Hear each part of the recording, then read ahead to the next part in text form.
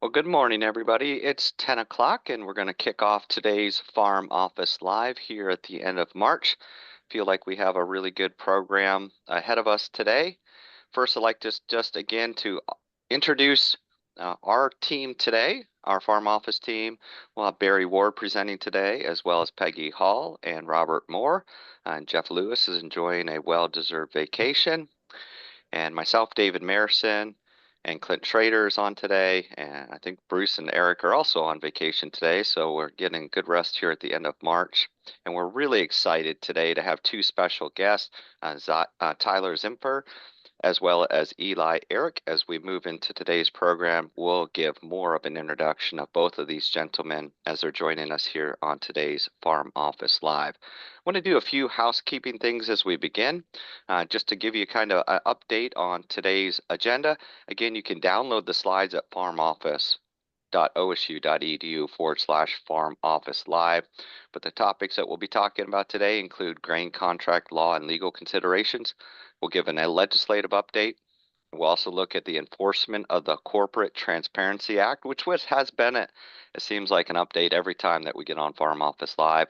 We'll look a peek into the crop margin outlook, as well as some Ohio farm sales data and a tax update. The newest federal farm program is out, and we'll be discussing the Emergency Commodity Assistance Program, better known as ECAP. We'll also peek into payment limitation rules, and then Robert will talk about our new farm asset and resource management spreadsheet, better known as FARMS, and then a brand new publication about the Beginner's Guide to Farmland Ownership. Before rounding out today's program, talking about some upcoming events and deadlines, a couple important deadlines coming up here at the end of this month and as we move into the month of April before our next Farm Office Live. Just again, a reminder that the slides and a recording for today's webinar at go.osu.edu/farm office live. In fact, you can go back and watch any of the recordings that we have had this past year and years prior to that just by going to go.osu.edu/farm office live.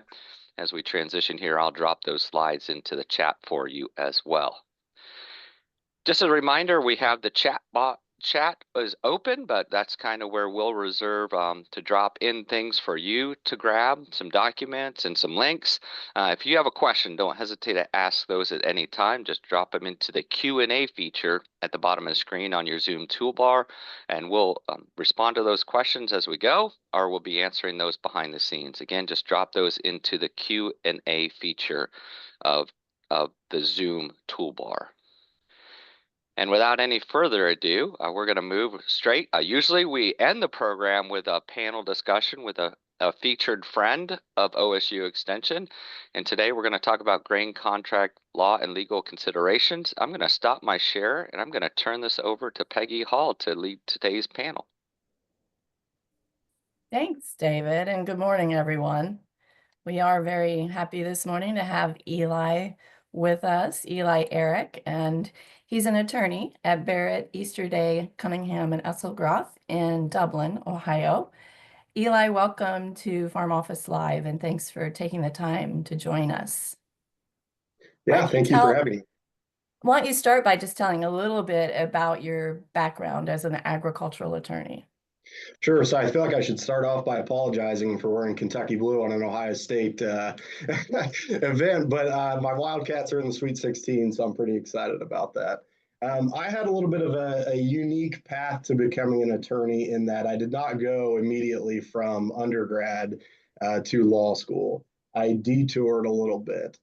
So in my undergraduate career, I had 2 internships with ADM as a commodity merchandiser.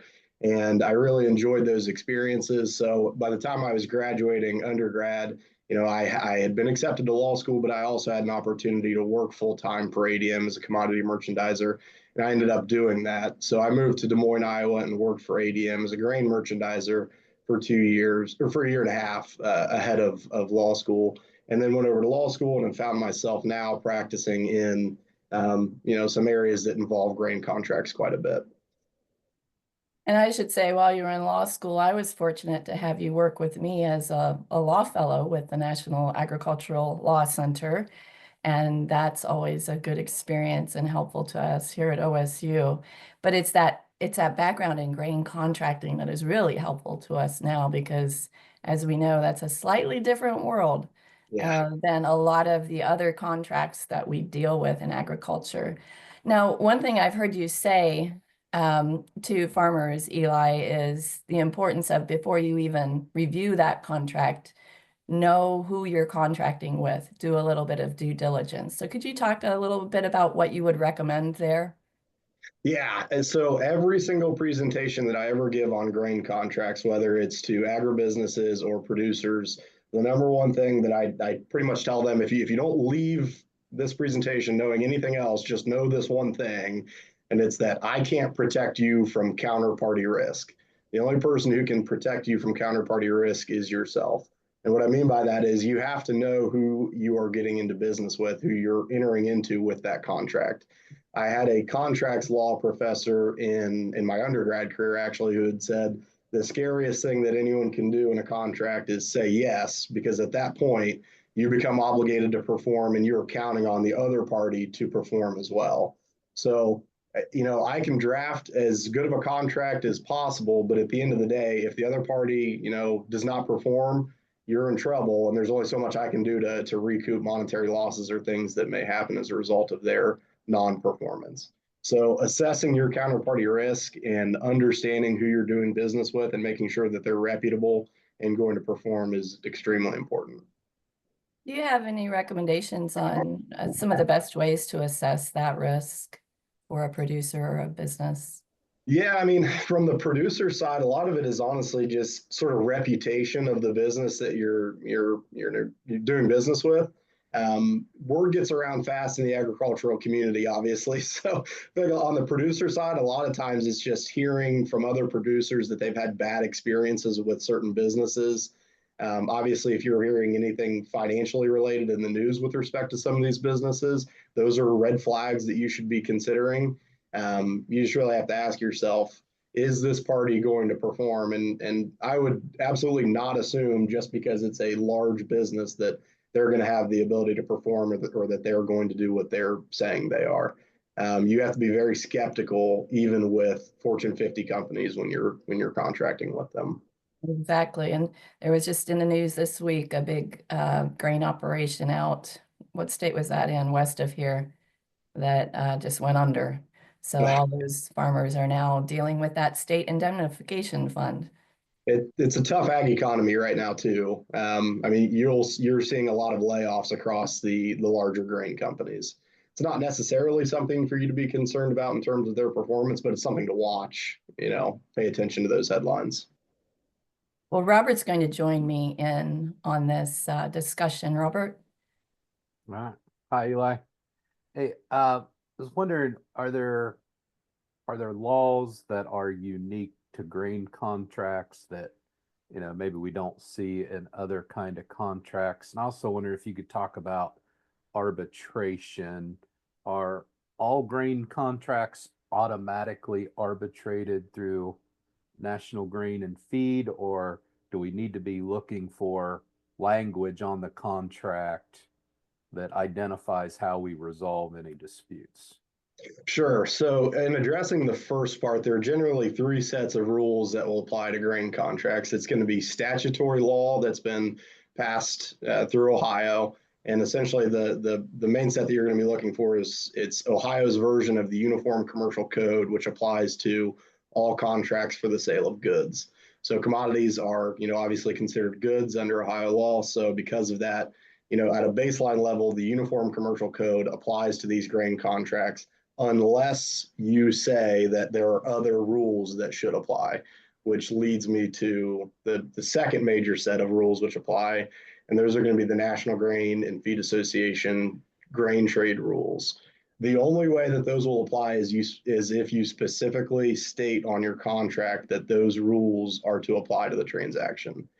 And in doing so, 99% of the time, you're also going to be saying that the National Grain and Feed Association arbitration rules apply and that arbitration is your sole dispute resolution method. So you do not automatically have the right to arbitrate something before the National Grain and Feed Association. You have to include that language specifically on your contracts. And then a lot of times it may be a dispute as to whether something, is supposed to go to arbitration or not. There are a lot of cases which may begin in state court or federal court, and we have to argue that it should move over to arbitration because of certain language. And you can have many litigation over just the fact of whether something is arbitrable or not. Is it pretty common to have arbitration requirement in the contract? Is that kind of the industry standard?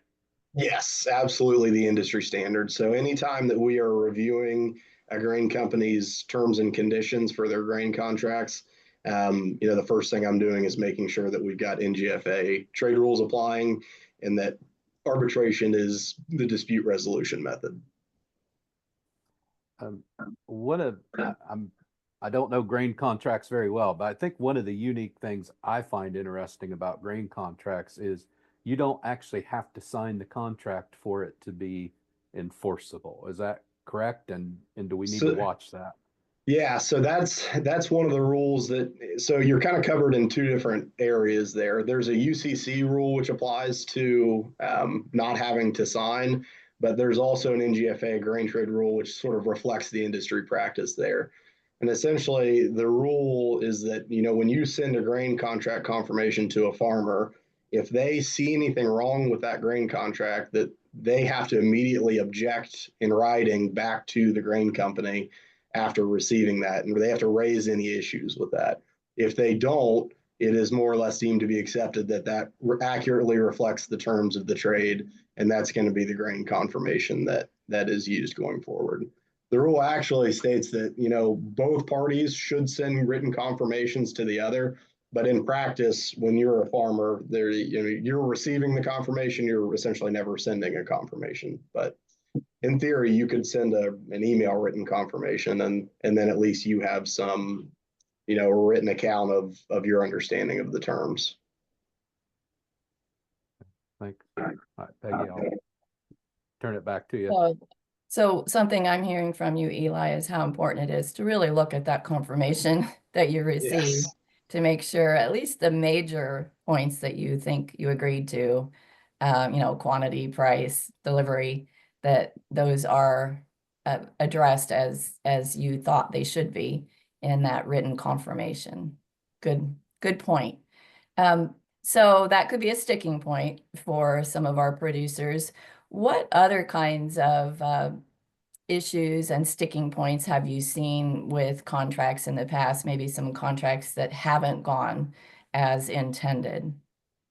Yeah, so I kind of want to reiterate the point that you made about checking the terms when you receive the confirmation, because when I give some of these presentations, it's not necessarily the most exciting thing because it's something that you assume everyone should do.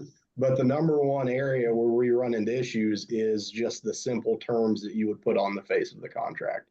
So the date of delivery, the quantity, most of the litigation is not over some major issue. It becomes about the little issues along the way. It becomes about whether the quantity was correct and whether the delivery period was correct, what futures month is used. And from the producer perspective, don't just assume that okay, you called in, you sold grain. Don't just assume that the confirmation that is going to be spit out from that conversation is going to be accurate. I say that because, having experience on the grain merchandiser side of things, if you get a run on the board, we are absolutely slammed on the phones all morning. So a lot of times, when you're on the phone with producer, you're just taking shorthand notes about quantity, price, futures month. And this is what I tell my merchandiser clients is like, make sure you write all of this down in a written, note, because at some point it may become important. But as busy as the merchandisers are on a busy day, they're not always going to operate with 100% efficiency and accuracy. So it's very important for you to review the confirmation when you receive it. And if there's something wrong, immediately raise that. And like I said, it's not the sexiest thing, but is the number one issue that we have is just, not dotting the I's and crossing the T's. So I guess I would add to not just reviewing what you receive and the confirmation, but also taking notes when you're on the phone with that merchandiser so that you have a record as well of what Yes. transpired. Yeah, absolutely. One of the, something I heard early in my merchandising career was that you should listen with your pen. And I've always tried to take that to heart. And essentially, I mean, anytime you're on a telephone conversation with someone and you're doing something in a business setting, you should have a notepad right beside you taking down notes because, they're simultaneous with the conversation that's happening. And we're not having to go back after the fact and try and remember what happened over the phone. The first thing I'm going to ask for is if you're a merchandiser, send me your notes from that day so I can look at them and check it against what the confirmation is that you wrote. Yeah, good advice. So any other issues beyond those basic terms that you've seen where we get into some complication or need to go to arbitration? The other set of cases that were pretty frequent when I joined the firm, the issues with these are less frequent now, but a lot of grain companies, when the markets are down, will start to advertise specialty contracts, like accumulator contracts, which can double the quantity that you're selling. As a producer, you just want to be very careful when you're entering into these contracts to make sure you understand how they work. I've arbitrated a lot of cases when I first came in where, producers entered into a lot of these accumulator contracts. A lot of them doubled up and then they didn't have the grain to cover what they had contracted for. And just because you don't have the grain does not mean that you're not obligated to perform. From the grain company's perspective, they don't care if you're buying it in or if you're delivering it. You promise them a certain quantity of grain. You typically see that when the market is low and then you get a really big rally. That's another time when we see a lot of issues. When the market is trading, sort of neutral, you don't see a ton of issues. And when the market is high, you don't necessarily see a ton of issues. But the most issues I typically see between producers and grain companies is when the market's low and you get a really big rally. Good, that's helpful to know. Now, we do have a question from one of our attendees, Eli, going back to that, reviewing the memorandum, the confirmation that you would receive from the merchandiser. Question is, how many days is immediately? You said, you need to object immediately. And is it days from the time that you receive that confirmation or when the merchandiser sent the confirmation? And Yeah, I think there are so different rules, aren't there, between the UCC and the arbitration rules on that? so the amount of time under the UCC is probably going to be dictated by some case law that's out there where someone has argued what the meaning of the word immediately is, and the court has essentially said it's between this amount of time. As far as the NGFA goes, this is kind of another unique thing in NGFA. There's not really binding precedent. So I can't go out and point to one case and say that this case controls and this case says what immediately means. So a lot of times you were just making arguments as to what immediately means. My argument for immediately would be probably within 24 to 48 hours or in that time frame. And I would say that's from when you receive the confirmation. That's the argument I would make because you can't object to something you haven't seen yet. So, and that can be an issue sometimes because, the grain companies, again, if you're writing up like 50 contracts in one day, you may not necessarily be signing all of them and sending them out all the same day. So there can be some lag in the amount of time it takes for the company to get you the confirmation. And there's good reason for that immediacy rule. We need to keep that stream of commerce moving, and the merchandisers need to understand what they are bringing in. And I understand that immediacy rule, but I think there could be, as you said, circumstances that come into play where we'd have to determine what's equitable for how we interpret the word immediate. Yeah, and there was one thing I wanted to double check in the rule, and it's so NGFA grain trade rule confirmation of contracts. The time in which you're supposed to send the confirmation is no later than the day following the date of the transaction. So it's sometimes rare for that to happen, but that's the trigger point. It should be sent no later than the day after the transaction. And then for you objecting to terms, that is immediately by rapid written communication is the way that the rule is phrased. Well, I love that you keep the rule book by your computer, Eli. Well, I've got the last three. I always get excited when I go to NGFA convention because I get the latest actual booklet. I've got three of these on my desk. Piece of advice I would give producers is, they have these on their website digitally. You don't necessarily have to go buy a book, but it would be prudent to look at those rules and understand in a general sense how they function, because that is what's going to dictate your transactions 9 times out of 10. Mhm. Good. Well, thank you so much, Eli. We really appreciate your time this morning and just sharing your knowledge and background in this area. One of our bright, newer Yeah. agricultural attorneys, newer than Robert and I here No, in you're not. Ohio. And we're so glad you came back home to Ohio to practice with Barrett, Easterday, Cunningham, and Esselgroth. So we hope to see more of you on Farm Office Live in the future. Yeah, Thanks absolutely. again. Thank you so much. I'll probably stick around and hear what else you guys have to say, though. Thanks for having me on. Oh, okay. Great. Great. So we'll go from one bright young ag attorney to another one who will, I think, soon be an attorney, Tyler Zimpher. Let me find my slides here to share, Tyler. I'll let you start introducing yourself as I pull up our slides this morning. Yeah, thank you, Peggy, and the rest of the Farm Office team for having me on this morning. I'm an Ohio State alum from 2022, graduated in the College of Food, Agricultural, and Environmental Sciences. I grew up in a row crop farm in Shelby County, Ohio, and I met Peggy in my past before I went to law school. But I am a third-year law student in St. Louis, Missouri. If you're not aware of the law school framework, that means I'm almost done, which is really exciting. Should be moving back to the Buckeye State come May. And hopefully after I pass the bar, I'll be working in a law firm in Columbus. So thanks for having me, Peggy. Oh, we're glad to have you. I've been fortunate to have Tyler working with me this academic year as a law fellow with the National Agricultural Law Center. He's helped me a lot. We've been working on carbon capture information, done some of our principles of government posts for us, and just whatever research I need him to do, I feel pretty confident that he's able to do it. So thank you, Tyler. And so I wanted to invite him on before he finishes up his time with me in the Ag Law program. He'll soon be graduating and then studying for that famous bar exam.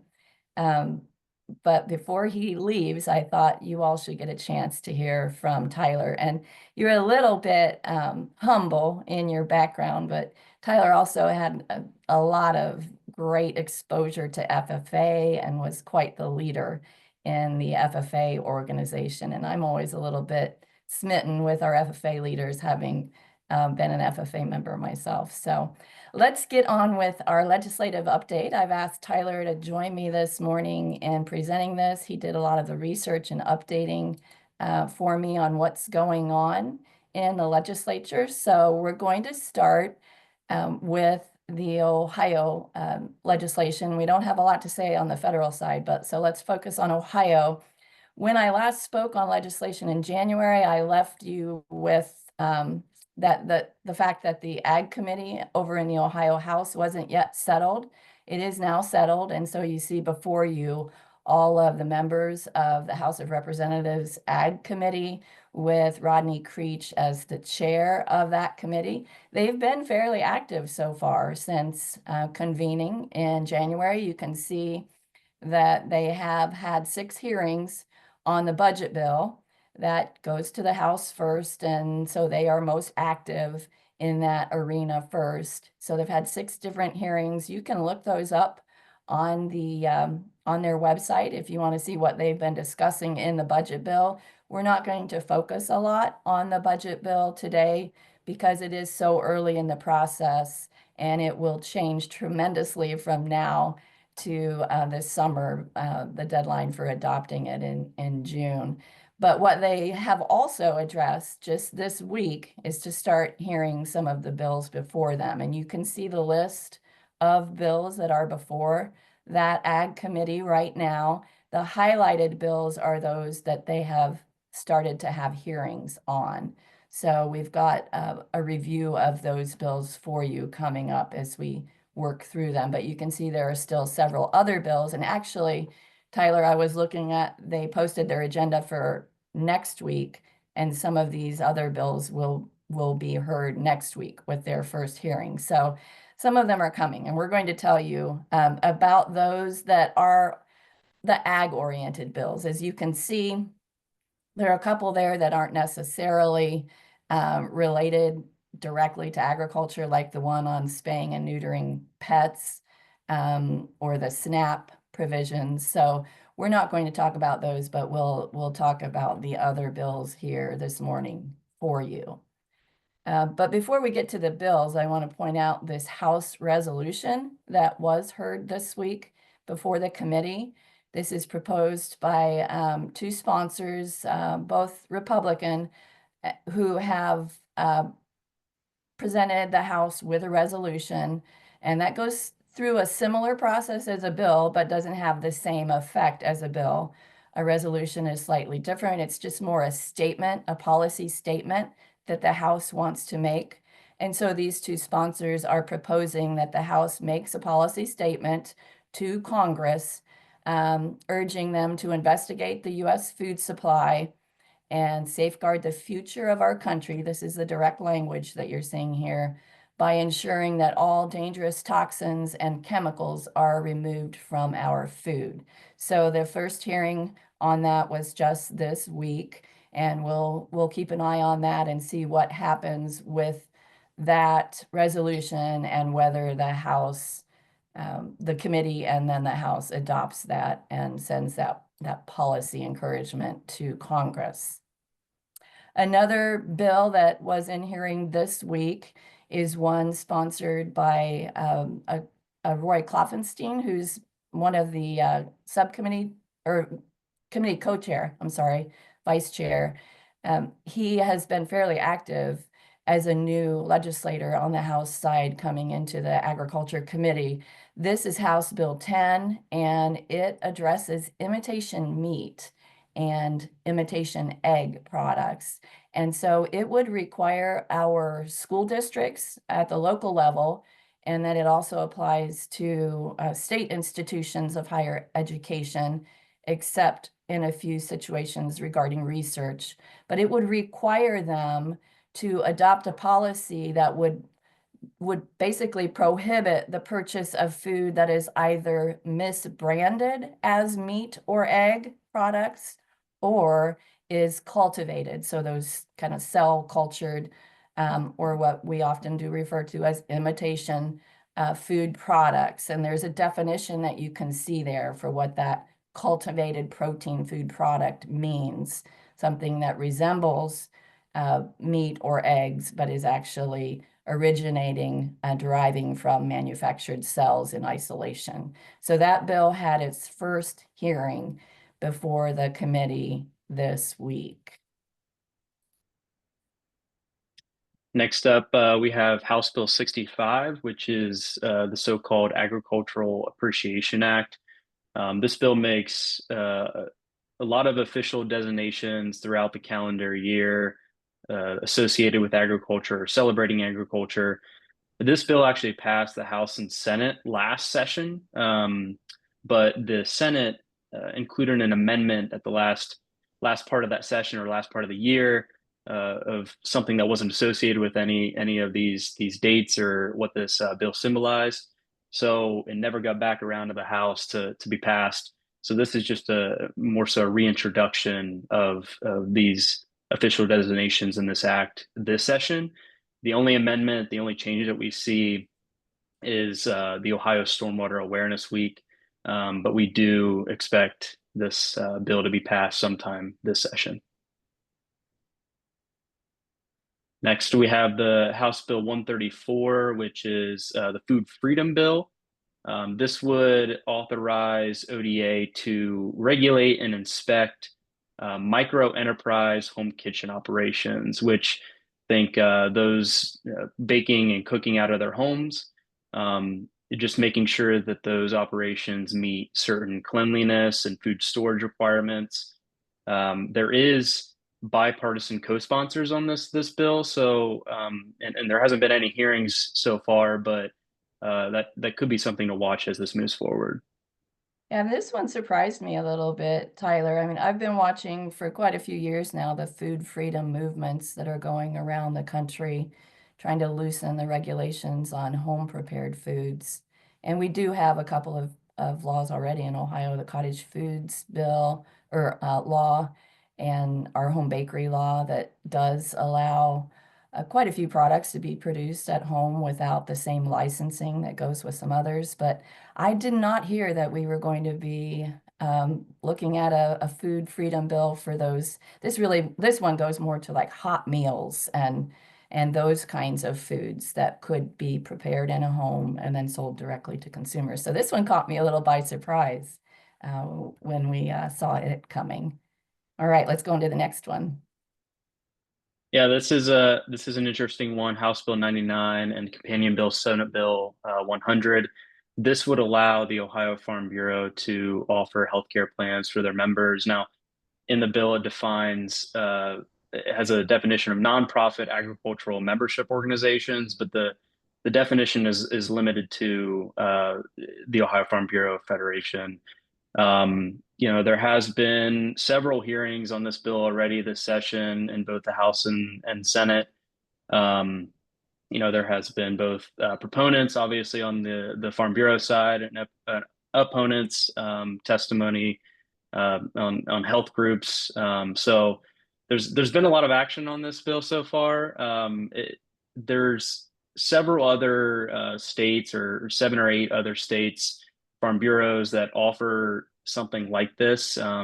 Tennessee is one of them. They actually testify. One of those members testified. Tennessee Farm Bureau members testified just this last week. So we'll see where this goes. It is allows Farm Bureau to be unregulated or not as regulated as health and other health insurance companies by the state insurance regulations. And then there's also that provision, Tyler, that addresses reinsurance. So Yeah, I think that explains a little bit about the role of Farm Bureau in this. Is that right? yeah. Farm Bureau is from what we see on the bill is kind of acting as a middleman in this situation. So we heard testimony from the Tennessee Farm Bureau member or leadership.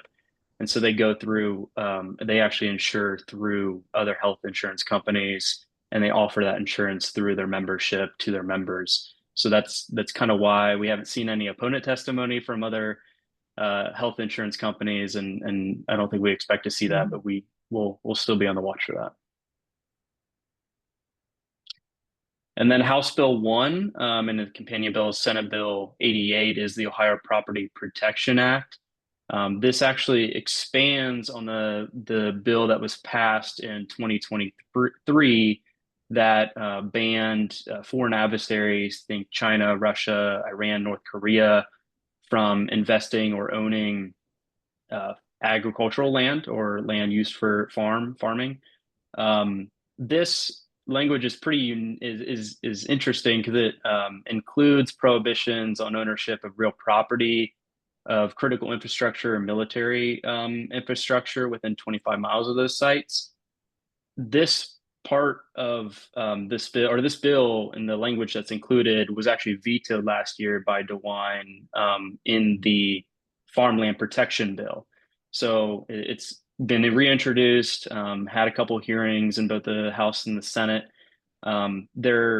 This is more of a nationwide trend that we've seen across many other states, Florida being one of them, a couple other states in the South. And those laws are undergoing some constitutional challenges right now.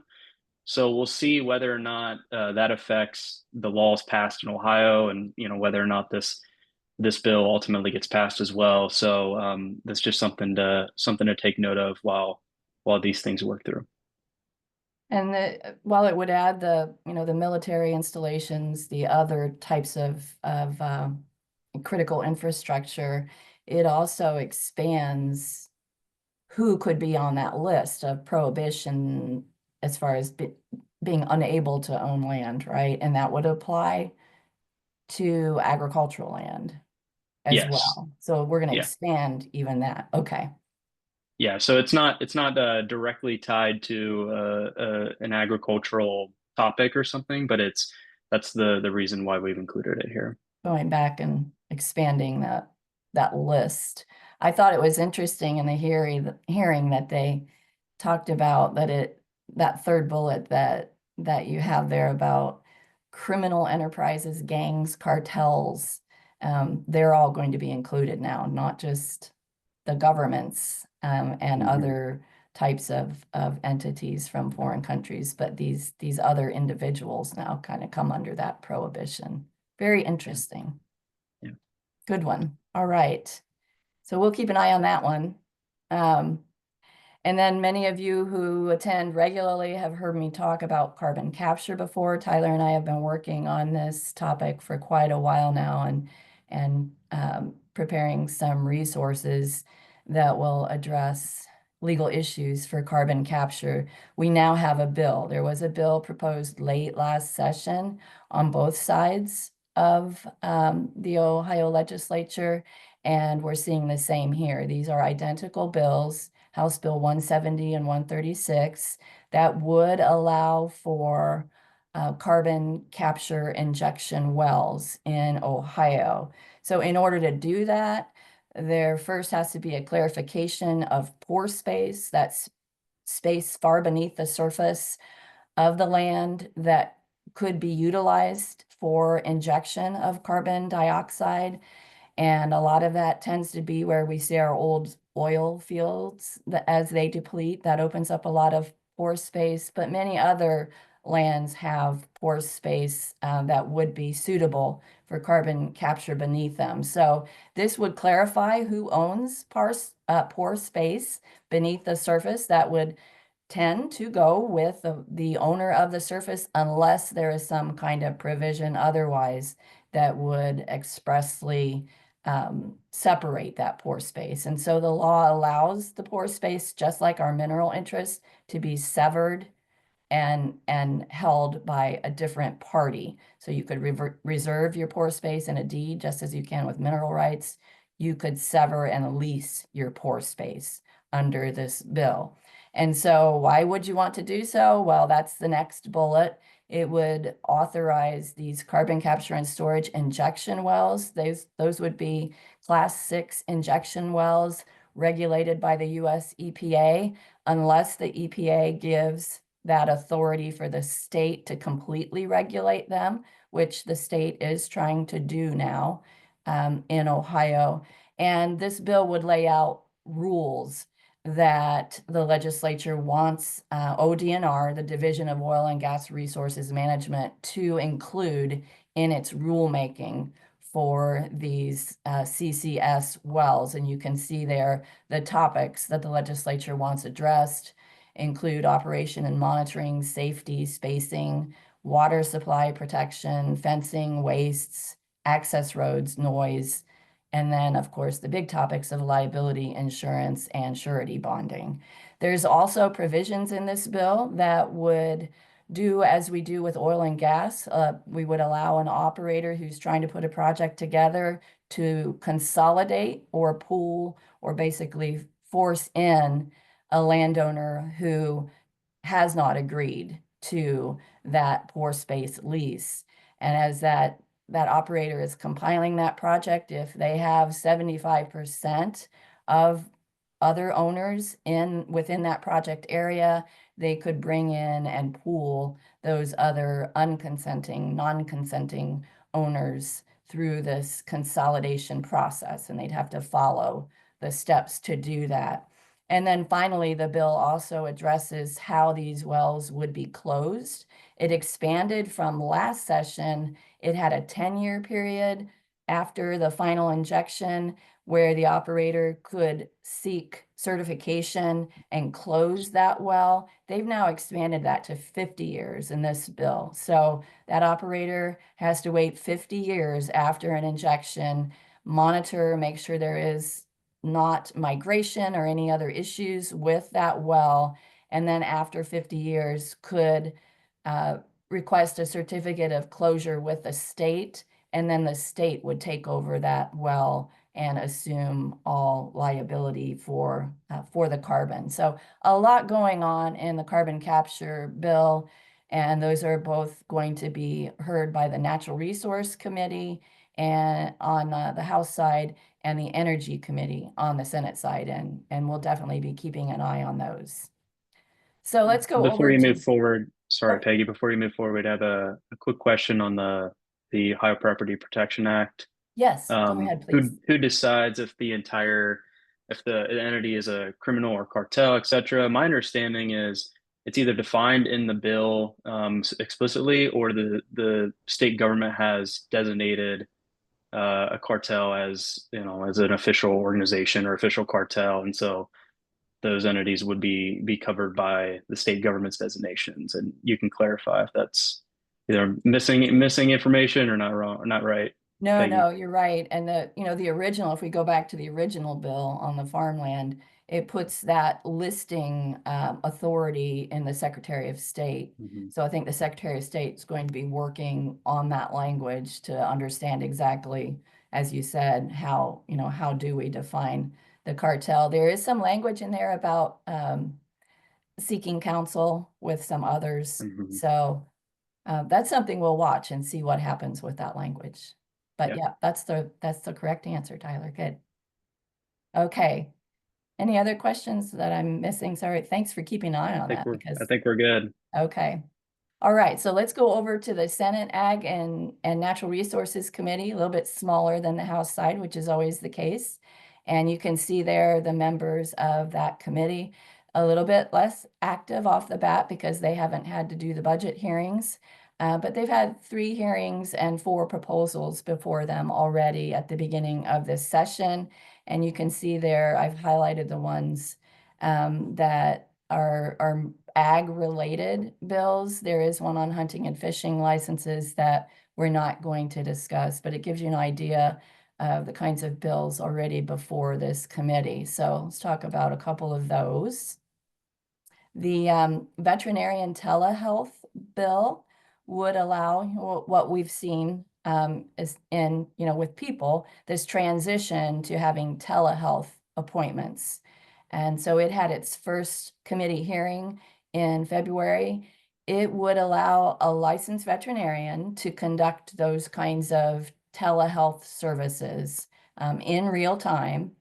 So it has to be a real live telehealth meeting and not something that's recorded and sent with pictures, but in real time. So they can do that with a client and the client's animal, and could also, upon the conclusion of that, prescribe drugs or a medication based on that telehealth visit. So that one has received some immediate attention by the committee. So I expect that to keep moving. And then some of you, if you've been a repeat visitor, you've heard about the Urban Farmer Youth Initiative pilot program, and that's because this was proposed last session, and it saw some activity but didn't make it through, so it's back slightly different, where and just a few minor changes. The biggest one is it increases the appropriation. It was last time 250,000 per year for this pilot program. Now it's bumped up to 500,000 a year. And that pilot program is to educate young people in urban areas on farming and agriculture, the intent being to try to increase urban food production. And this pilot program would work with Ohio State as well as Central State and ODA to build programs that can help those urban youth learn more about farming and agriculture. It also has a couple of other provisions that go to that issue of being able to farm in urban areas. One is that it would exempt temporary greenhouses from the Ohio Building Code, and it would allow, for CAUV purposes, it would allow you to accumulate parcels that aren't contiguous to one another in order to meet the CAUV requirements. And those are all intended, as I said, to try to address the needs of those in urban areas who are trying to engage in farming. And often I've seen a number of our larger farmers who end up being included within the boundaries of a municipality. So this would help those types of farmers as well. So that one is before the Senate committee. All right, any other questions, Tyler, any. on any of those? I don't see any now. All right. So we just then have a quick federal update for you where, of course, we want to talk about the Farm Bill, but there's not much to say at this point in time. Just a reminder that American Relief Act of 2025 that was passed early this year did extend the Farm Bill to September 30th of 2025. So not really looking at a proposal at this point in time.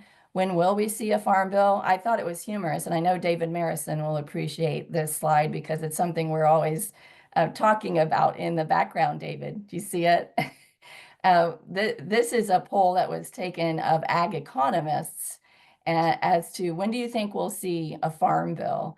And you can see that there is a pretty good amount. Almost half of them said it won't be till 25 or 26. So some of them are right. I know we like to kind of chide the economists about whether they're always on point, but half of them, I think, knew that we might struggle with getting a new farm bill in place. So that's where we are on that. So what are the ag committees doing in Congress? Well, you can see here, this is the Senate committee, what the hearings they've been having.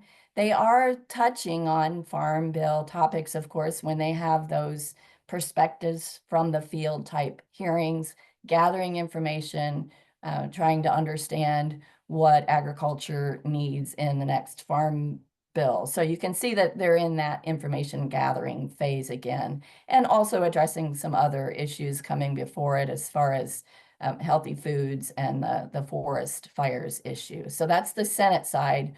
Over on the House side, they're also starting the same process of starting to hear from people about what's going on in agriculture, what are the points, issues, data sets we need to consider as we start down this path of trying to put a new farm bill together. So other than that activity, there are a lot of proposals going on in Congress, but that's where they end. There's simply proposed legislation that never goes anywhere. And of course, we don't have time on Farm Office Live to go over all of those. But if something starts to move, we'll surely report on it next month. Tyler? Yeah, so this is one of the things, the initiatives that is moving, while albeit it's not through Congress, it's through the new presidential administration.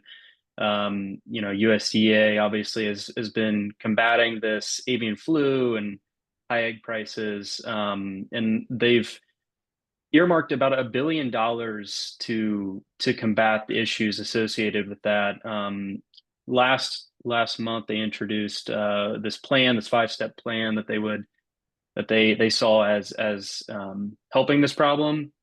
Anywhere from strengthening biosecurity measures, so $500 million into that initiative. They're offering free biosecurity audits and assessments, and also they're expediting relief for farmers in the tune of $400 million. So increasing or offering bird indemnifications for those that have lost birds to the influenza, and a broader scale, reducing regulatory burdens as well. They are also working with the Health and Human Services and the CDC to develop a vaccine to hopefully help reduce the spread of influenza as well. And then also trying to import some eggs into the country from other countries. So tackling this on a number of different fronts, but we just got last week we just got an update on this. So they've kind of finally let us know where they're going to spend the money, or at least wanting to spend the money. So we'll see how this happens. My understanding, I haven't bought eggs in a while, but I think it's gone down a little bit. So, but the avian flu is still something to take note of and be worried about. Good. Well, thank you, Tyler, for joining me on the legislative update. I'm sure that all those watching know that we've got another good, strong new ag attorney coming to Ohio. So we're ready for you to come back as soon as you I'm finish up ready to there. I'm ready to get back. Thanks for including me, Peggy. Thank you. And then my final role here this morning is to give a quick update on the Corporate Transparency Act, since Jeff Lewis is enjoying a day off today. There's not a lot to say about this, and I'm sure you're all tired of hearing about it. But we've been on this on again, off again place for quite a while. Last time we updated you, it was March 21st was the filing deadline. Then the Treasury Department announced, oh, wait a minute, we're not going to enforce it. So don't worry about that filing date. And then a lot of producers were asking us, well, should we still file or not? Can we count on them saying they won't enforce it? So it's just been a bit of a mess. And the latest news is that on that filing date of March 21st, that revised deadline, FinCEN announced that it would be publishing an interim final rule that basically would, and here's the rule that you see, it would change the language and say that only foreign companies would be subject to the beneficial ownership information reporting under the Transparency Act. So only foreign entities will be subject to that reporting requirement. That is an interim final rule. What that type of rule does is allows it to be effective immediately without the pre-hearing requirements, notice and comment requirements that other rules go through. It's effective now. They're not requiring US companies to report under BOI. And at the same time, they're opening that rule up for comment for the next 60 days. And so if you want to comment on that rule, this is where you would do it. Through the Federal Register site. And just keep in mind that for the time being now, that interim final rule says there is no reporting requirement for BOI for any US entity that would have been subject to it. And only those that are foreign entities are required to report. And they've extended the deadline for those foreign entities. So as I said, the rulemaking is open for comment. They'll review those comments. It's going to remain open until the end of May. They'll review those comments and then they'll issue the final rule later this year. They could make some revisions to the rule that they've proposed. One possibility that some people are saying needs to be a change is that they may require reporting for any domestic business that has foreign beneficial owners. So in that case, there might be a revision, but we just don't know what they'll do with that. It raises a few new questions. There are these lawsuits going on that we've been updating you about. What about those? Some of them might be dismissed. That will be up to those parties to make the arguments, the judge to make the decision on whether their cases are now moot because they're not required to report. And we also might see a change where this moves from the federal level to more states enacting corporate transparency acts.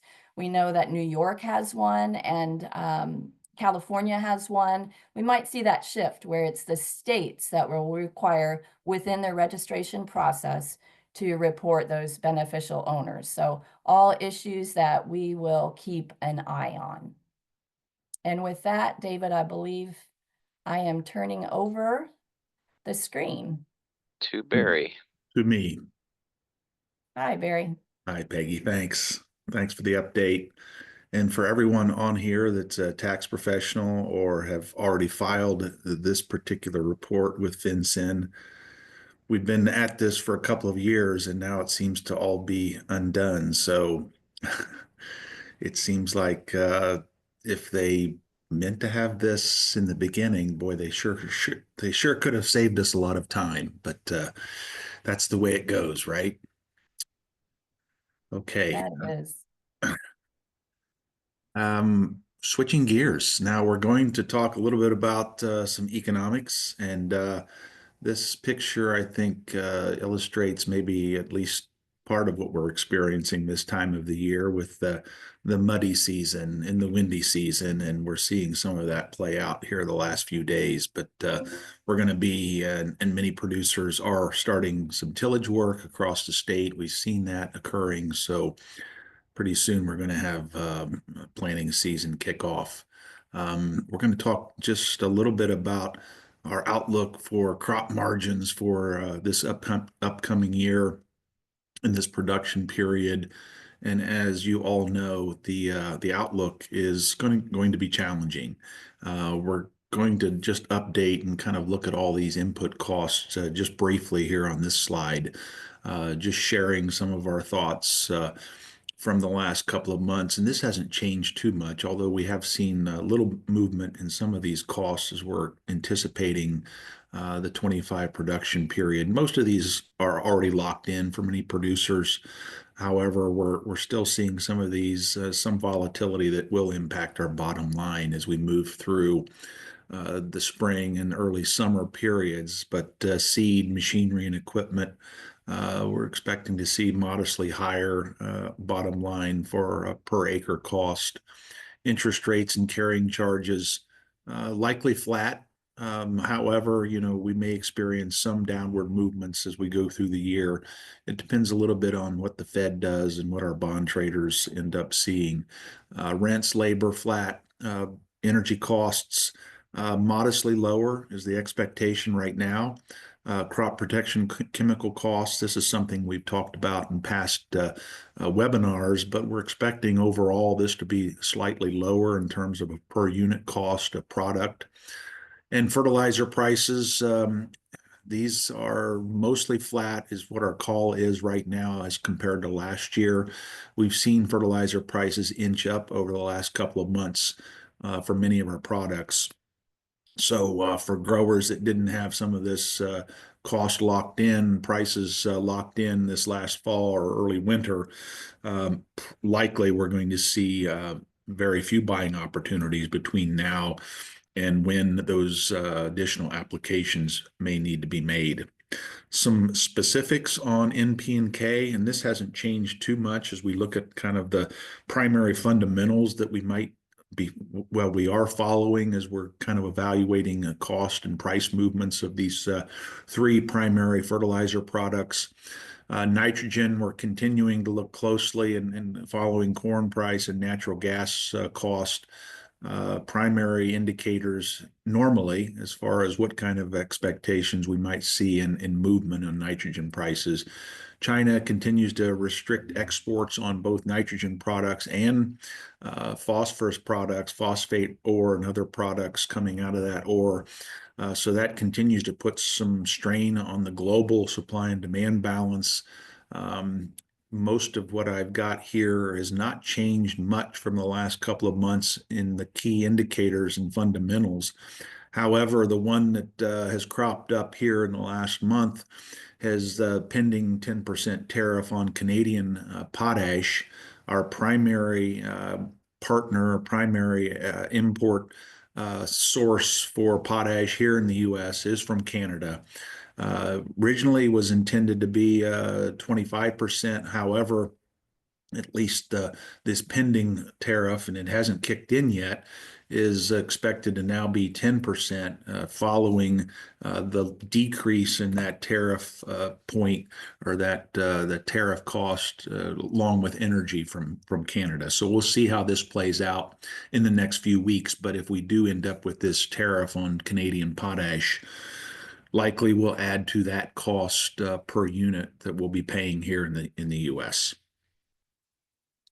Okay, so if we kind of bring it all together, and I know this is a very busy slide, and I apologize, but we're laying out here our expectation for our major row crops, and many of you have seen this before.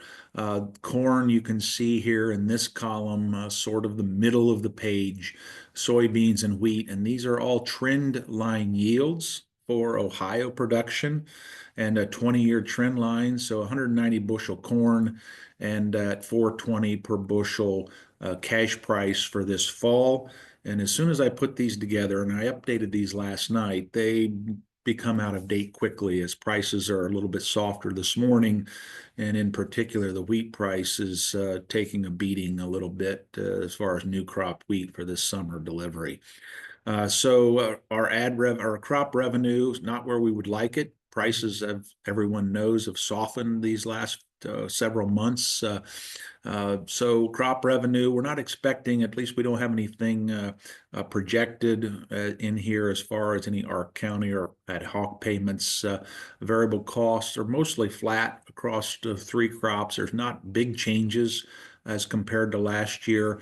Returns above variable cost. If we look at this green box across the three crops, corn, soybeans, and wheat, you can see that there's a slight advantage, at least on the soybean side, at the trend line yields. And I did increase this soybean price yesterday to about $9.80 per bushel for this fall delivery. Beans have rallied a little bit this week, although they're softer this morning. Returns above total cost. This red box representing the red ink is associated with these negative numbers. And what this represents, at least as I calculate it, and I share this with folks, is that these negative numbers, returns above total cost, are for those acres across Ohio that are paying a full amount for cash rental rate. So this has all the costs, including paying yourself. Okay, so we need to include that.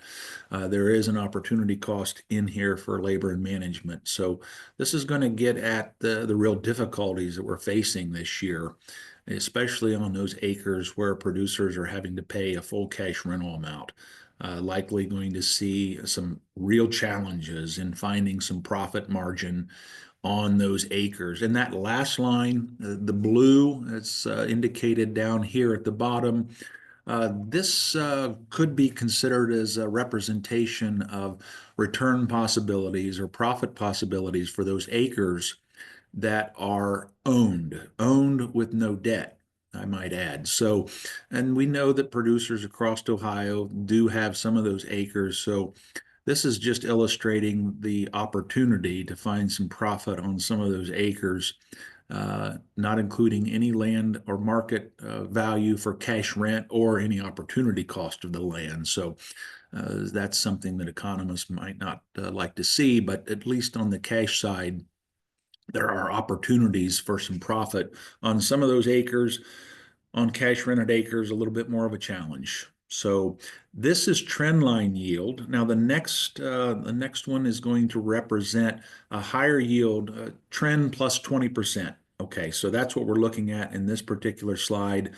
Higher yield for corn at 228 per bushel, soybeans at 68, wheat at 98. So we're looking at better weather and some of our better soils across Ohio. But it shows, of course, as you might expect, a little bit better opportunity for profit or less red ink, perhaps, on some of these acres. So this just shows you, again, the returns above variable costs. Corn and soybeans look almost equal here as we look and evaluate them based on that particular measure. Returns above total costs, again, this is looking at a representation of an acre that's paying a full cash rental rate, and then this last line showing what the return to land might be. Okay, so as you can see, there's challenges just like we've been talking about for the last several months for this crop production year. However, some producers are going to have a better cost structure than what we're showing here, a little lower price, a little lower cost per acre, and may see even more opportunity for profitability. However, this line here indicating these negative numbers is representing at least a number of acres across Ohio and showing the challenges that we face this year.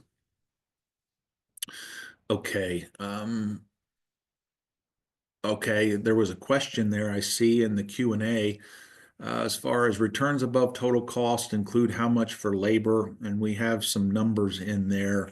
I don't have those off the top of my head. For corn, it's roughly $85 per acre, and we're including a number in there for labor and management. For soybeans per acre, it's a little bit lower, as the management charge is a percent of gross revenue. So that's roughly $65 an acre, as memory serves. So those are the numbers that we're plugging in there to essentially pay the grower or pay yourself. It's a good question. Okay, I've got some new data, and we've been sharing this for the last couple of months. We have some actual Ohio farm sales data, and we just begun, and we've been negotiating this over the last several months and working on a partnership with acres.com. Now, acres.com is an online platform. It's a company that collects data at the local level. So they are collecting actual sales data at each county unit, and they are collecting that, and they are basically packaging that for anyone that has a need for that data. They're working with a lot of appraisers across the Midwest, not just in Ohio, but many states. And I know Purdue also has a working agreement with them, as we do now. So what we're able to gather from them and what they're able to share with us is some summary data, and that's what we're sharing here today. And this is for the 2023 and the 2024 calendar years, showing what the sales data looks like, and the average price per acre is what we're sharing here for all farms. This particular table looking at the 9 different crop reporting districts across Ohio, and that's the way that we've decided to summarize this, and they've done that for us in terms of that actual sales data. So what they're doing is not only looking at the price per acre, we'll also share a breakout on tillable acre here in a moment, but this also includes any buildings that might have been included in that parcel transaction.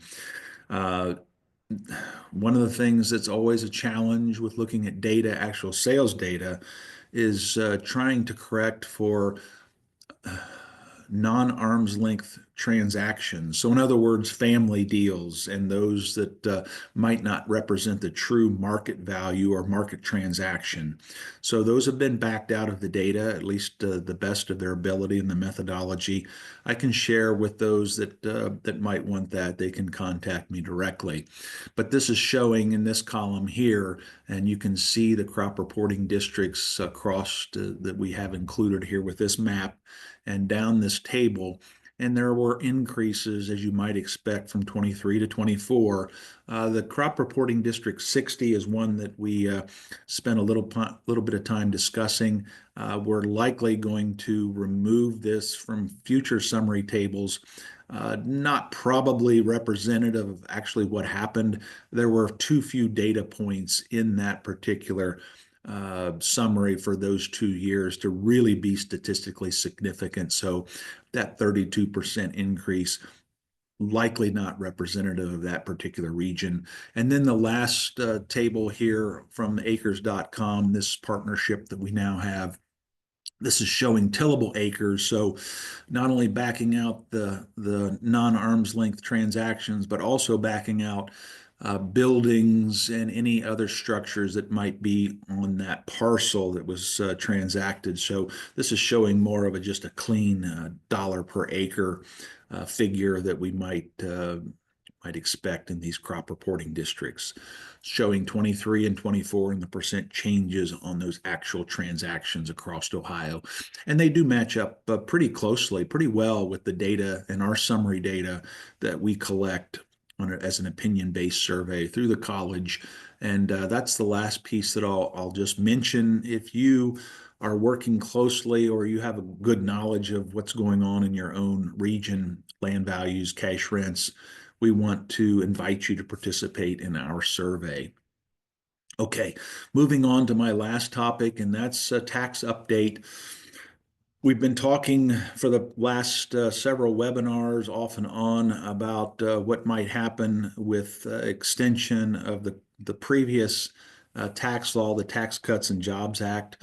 The tax proposals that are being put forward right now are expected to be a part of any reconciliation package that might be eventually voted on and signed. The House budget reconciliation for 2025, looking at extending and restoring the expiring provisions of the Tax Cuts and Jobs Act. Also, looking at including some additional pieces and parts, new tax cuts for households who receive Social Security benefits, no taxes on tipped income or overtime pay, removal of state and local SALT tax, the state and local tax deduction cap, and changes to tax treatment of carried interest. Now, all of these pieces at the bottom would add additional cost to this particular reconciliation package. Whether or not they're going to find the savings to include those additional tax cuts,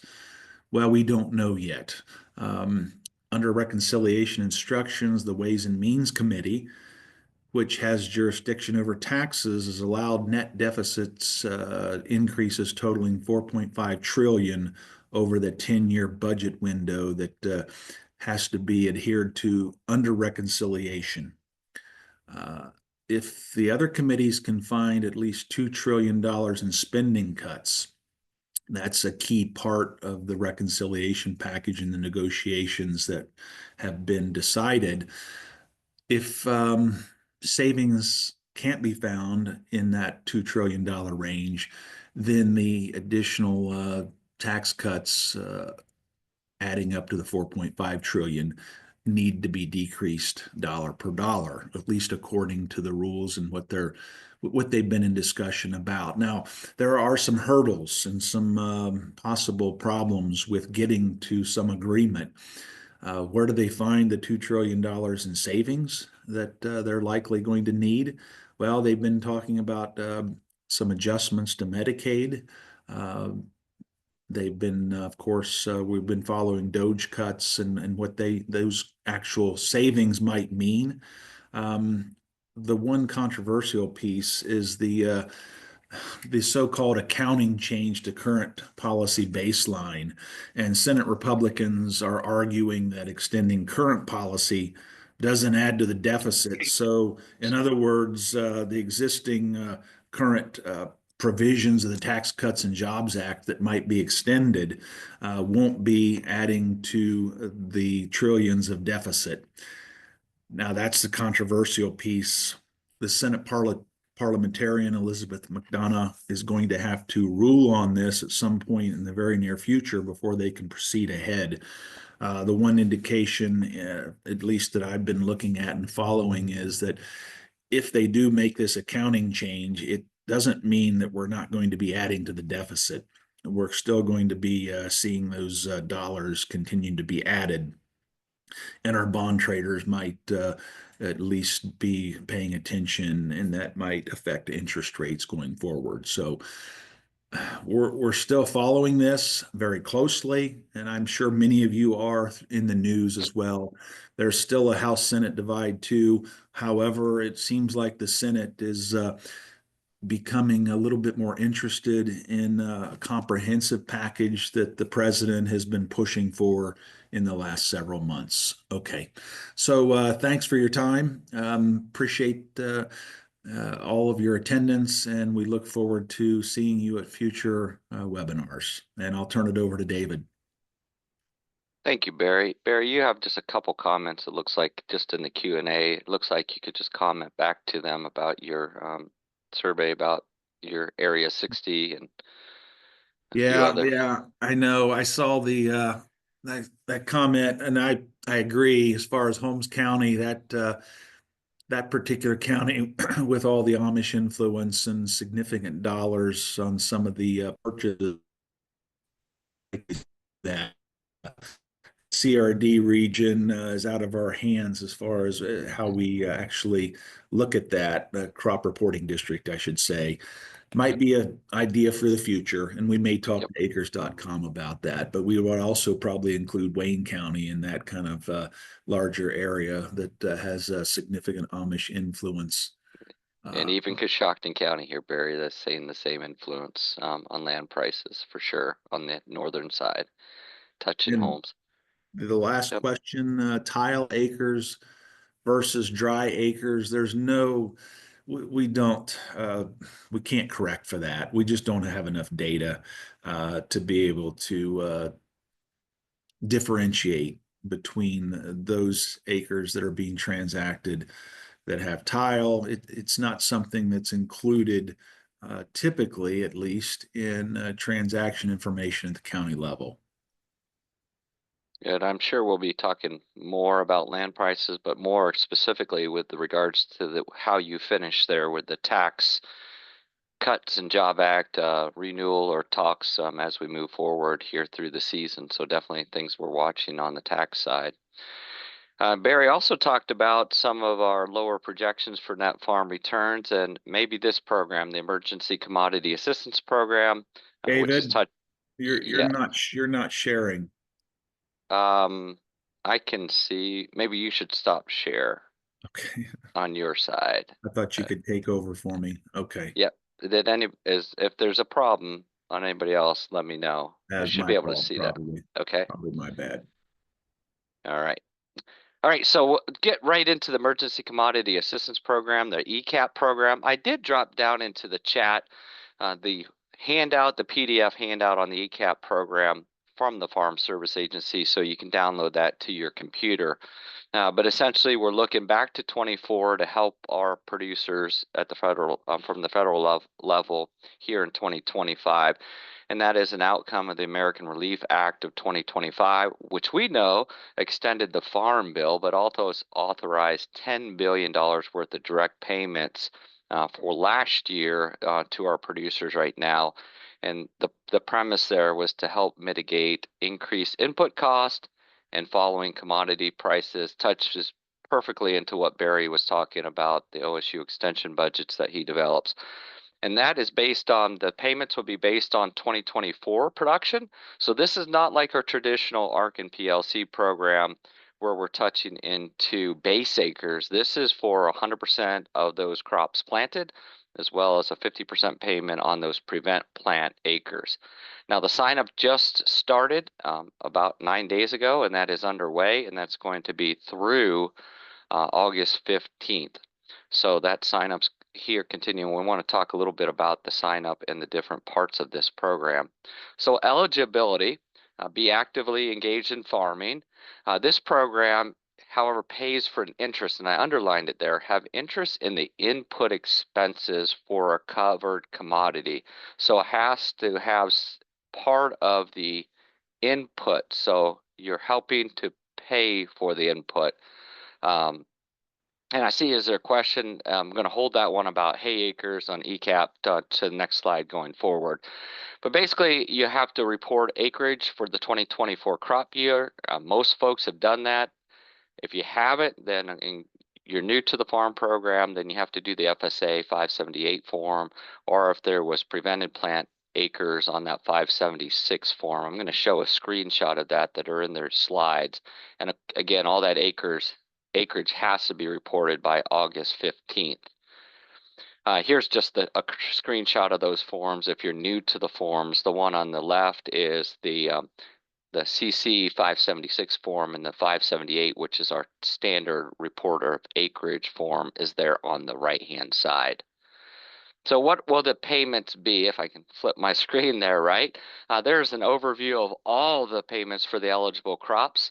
The question was, and indications is why hay acres is not an ECAP eligible commodity, and I have no answer for that except for you're right, there is no payment for hay acres forage crops in this program. Just kind of looking to the ones, the commodity, the crops that probably us here in Ohio are paying attention to. Payment per acre of $42.91 for corn, For soybeans, 29.76. So Barry, those two payments there will help as you look at your 2025 budgets. Barley, 21.67 per acre, wheat 30.69, and oats at 77.66 per acre. As far as notables, pre-filled ECAP applications should have been received by producers. I know the FSA is scurrying a lot again on their plates for our folks out there in the county offices because they're trying to finish up Farm Bill enrollment here as we move into the middle part of April. But also, this was a program that was aggressively getting out there to producers. That was a mandate from USDA to get it out immediately and quickly. So they're working really hard in the FSA offices, but those pre-filled ECAP applications should be out to producers, especially for those that have already reported their acreage. Now, this assistance is calculated on a flat payment, so you saw those payment per acres times the eligible reported acres, and then notice that that's going to be reduced. The payment's going to be reduced by a factor of 85% or reduced by 15%. And essentially that is to ensure that there's going to be enough program payments that they don't exceed available funding. I saw a nice article from our friends at FarmDoc just the other day was saying if everybody across the country had applied for all the acres that was planted in 2024, that it would go over that 10 billion. We do know that there are producers that won't apply for the money, but that is why they're holding and only making a payment at an 85% level until they roll through the payments. And then there is a note that they may issue a second payment. The USDA has a nice calculator that you can use. And if you go on to the FSA website, you'll see here's just the base form, and then you can fill your eligible acres based on your reporting form. You can plug those in. So if I just pop forward real quick, just use an example here as far as a farmer who has 1,000 acres of corn. I put just for fun 25 acres of barley and 25 acres of oats, and then 1,000 acres of soybeans. This calculator will go through, take the payment rate for the commodity that you have, and then it will give the final payment reduced by that 15%. So you can see in this example, the payment would be just almost $64,000 from this program. Should note a couple notables that some folks might not be aware of, but if acreage has been reported both as an initial commodity and a double crop, so we do have some double crop commodities here in the state of Ohio, you will be eligible for payment on both plantings, and that's why I highlighted it there. And I'll show you an example of those double crop commodities which are approved. So there has to be an approved double cropping combination each state. So if we have friends from Indiana or in Pennsylvania, I know we have a couple folks from Pennsylvania, know that your eligible approved double cropping combination is different from state to state. So also that as far as multiple producers, if you have interest, part of that reconciliation that has to happen is that the applicant and who receives the money or the applicant has to have an interest in input expenses. So we know in our crop share world that there's different crop share arrangements. So in those arrangements, that will have to be reported to the FSA. And of course, that is on that reporting form about who gets the portion of the payment. And there's a couple other situations there as far as if the initial eligible commodity failed or was prevented from planting, and then you planted a subsequent eligible commodity, know that that eligible acreage is limited to the first crop, their first initial crop. And anyone who's doing any volunteer acreage or experimental acreage or any green manures, then you're not eligible for a payment under this program. Want to talk about a little bit just to show you as far as this is the Ohio for double cropping combination. There is a document that the Farm Service Agency has. That's 4 or 5 pages as far as our combinations, but I just wanted to flip a couple up here that you would see. Here's barley followed by soybeans. We do have some of that here across the state of Ohio. So all Ohio counties are eligible for this combination. So essentially what that says is if you planted barley in 2024 followed by a double crop of beans, that you receive both payments. Same for barley followed by corn. You notice that is not for all Ohio counties. So this is why your FSA offices will work with you. In this case, Jackson, Pike, Richland, Scioto, Stark, and Vinton, they're eligible for those multiple payments. Wheat followed by soybeans for all Ohio counties. Then we had the question about forages, but there is some combinations for forages where we might take the first cutting of hay off followed by corn. So you can see the counties there. So those also, some might get a first cutting off of hay and then transition it to soybeans. There are some counties that are eligible for that as well. So know that there are situations where you may have had a hay crop and then you converted it last year to corn or soybeans, which would put you into a program payment. There are payment limitations for this program, and I think this is where we will transition to Robert, and next to his next couple slides, talk about the program payment limitations. But as with any program that is out there, there are program limitations, and they're 125,000 and 250,000, and that's where I think we'll transition it to Robert. Robert, I don't know if you want to say anything on this slide or just flip there forward to your slides. Yeah, I'll just, I'll go ahead and share here. Yeah, I'll skip to the next one, but maybe I'll back up. Yeah, so we do have payment limitations of 125,000, which is the same limitation that we have with the other commodity programs. Although producers are eligible for up to 250,000, so you can double those payment limitations if you can show that 75% of your gross income is from farming. To do that, it is a form that you have to provide to FSA, and you do need an accountant, a CPA, or enrolled agent, or an attorney sign that form verifying that the producer does have at least 75% of the gross income in farming. So just keep that in mind. It can be doubled, but not automatically. You have to verify your income. So I wanted to just quickly talk about some payment limitation rules since it is part of the ECAP payment.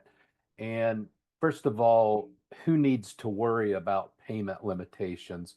So if we just take the payment per acre divided into 125, we can see that for corn, you're going to be maxed out at about 2,900 acres.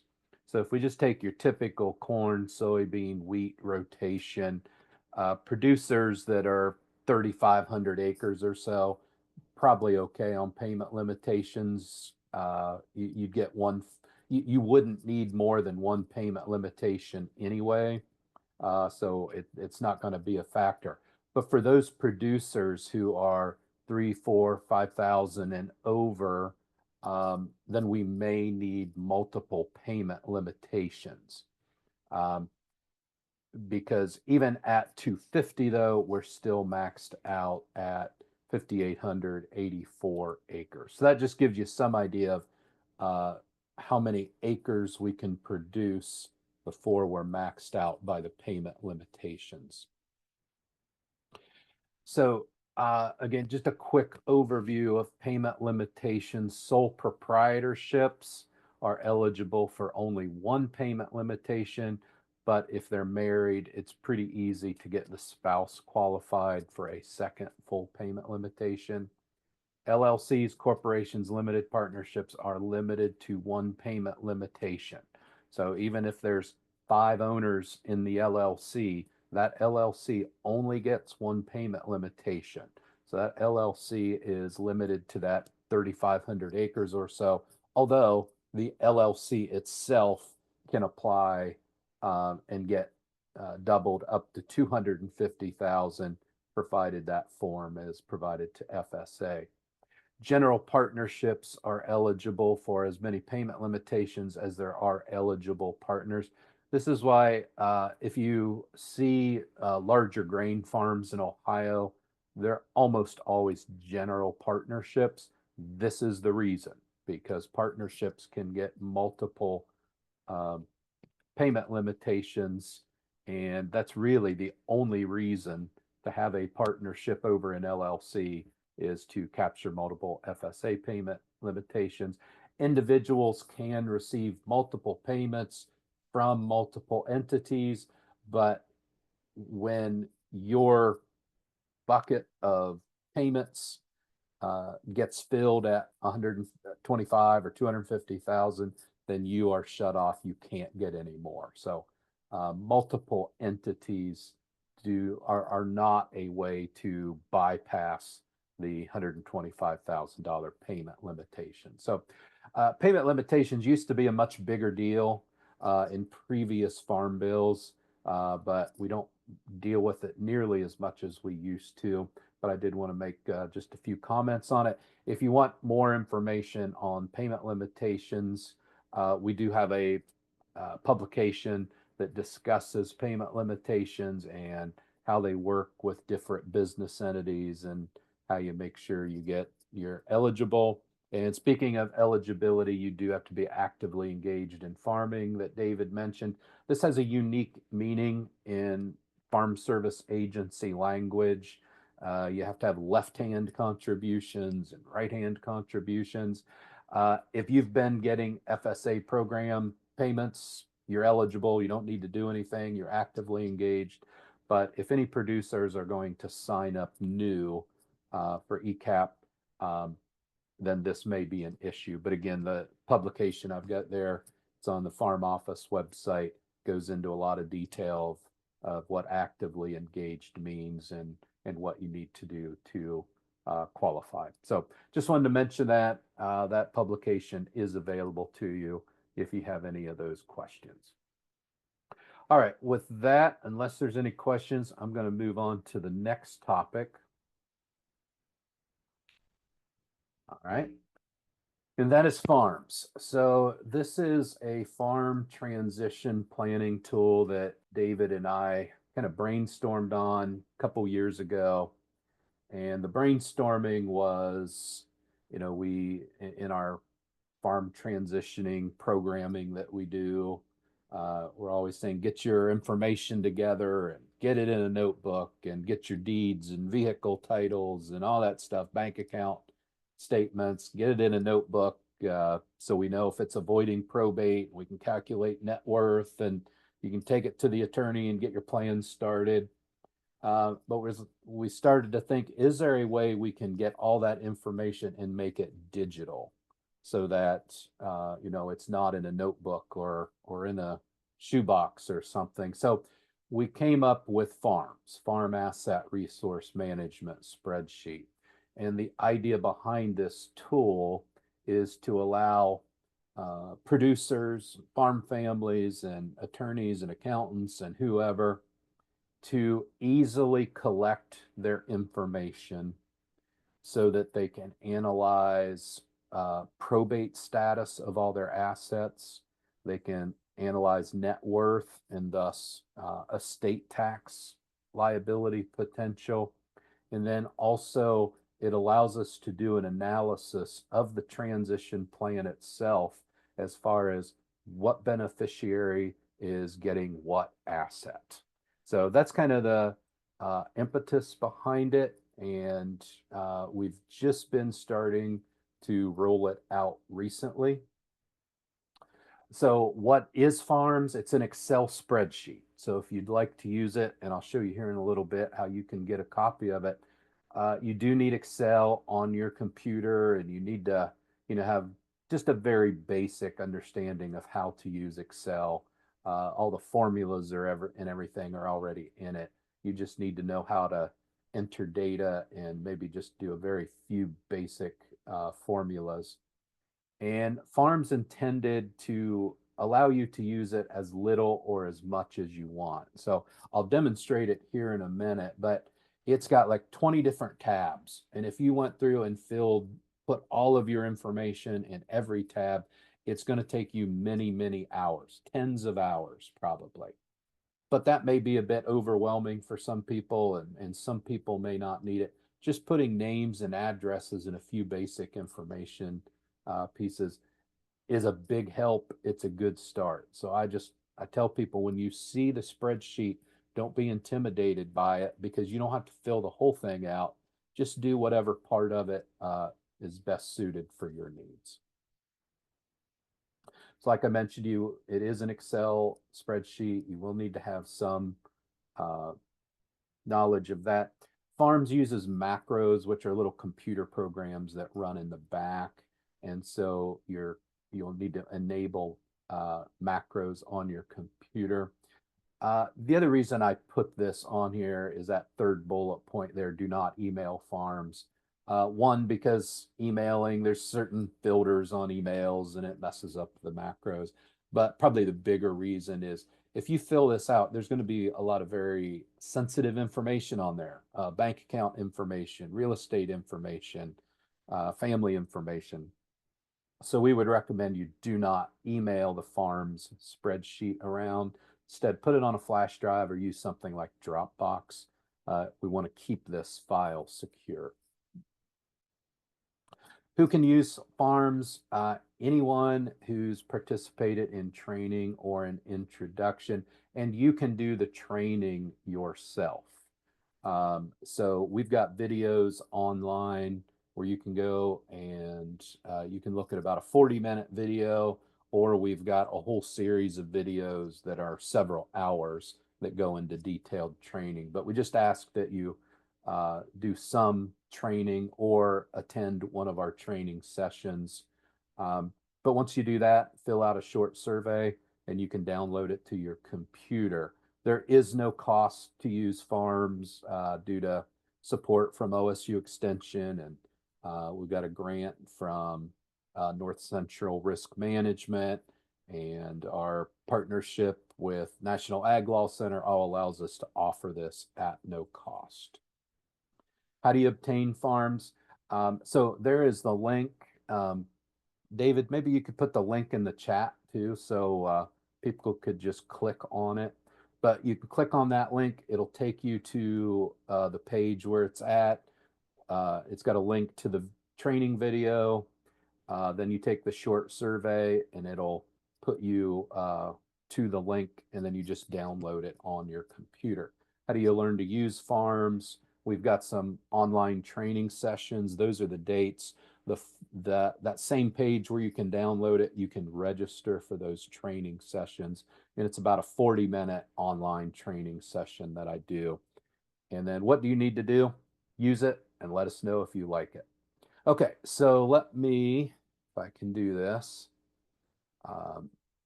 share.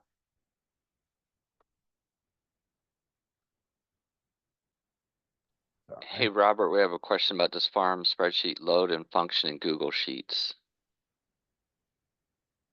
No, Excel only.